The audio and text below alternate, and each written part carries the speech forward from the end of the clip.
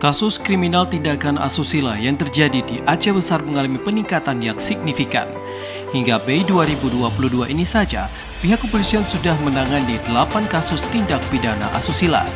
Jumlah ini lebih tinggi dibandingkan dengan tahun 2020 yang hanya terdapat 2 kasus dan tahun 2021 yang terdapat 1 kasus.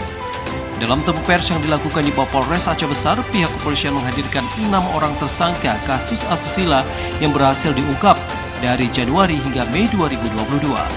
Dari 6 tersangka ini, 2 diantaranya melakukan perbuatan asusila terhadap disabilitas, bahkan terdapat juga korban yang masih di bawah umur. Sementara itu, hingga saat ini, pihak kepolisian juga sudah mengantongi identitas 2 tersangka lainnya yang akan segera diproses. Kapolres Aceh Besar AKBP Charlie Saputra Bustama mengimbau kepada masyarakat untuk terus waspada dan lebih meningkatkan pemahaman agama agar peristiwa seperti ini tidak kembali terulang.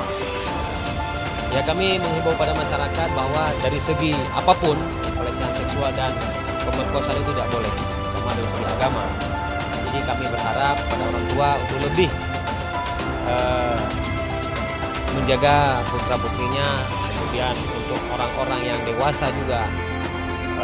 Ini lebih cenderung kepada rendahnya pemahaman agama, rendahnya iman kalau kita bilang orang-orang di belakang ini, yang sehingga berperilaku seperti itu. Jadi kita berharap kita saling menjaga, ya, baik pun orang dewasa menjaga putra-putrinya, bukan malah merusak perempuan dan anak ataupun anak-anak kita ini. Sementara itu, terkait dengan pasal yang akan dikenakan kepada para tersangka, Kapolres Aceh Besar mengatakan bahwa mereka akan dikenakan pasal dalam Kanun Provinsi Aceh tahun 2014 tentang hukum jinayat. Meskipun dikenakan pasal kanun jinayat, namun tersangka ini terancam hukuman penjara di atas 10 tahun.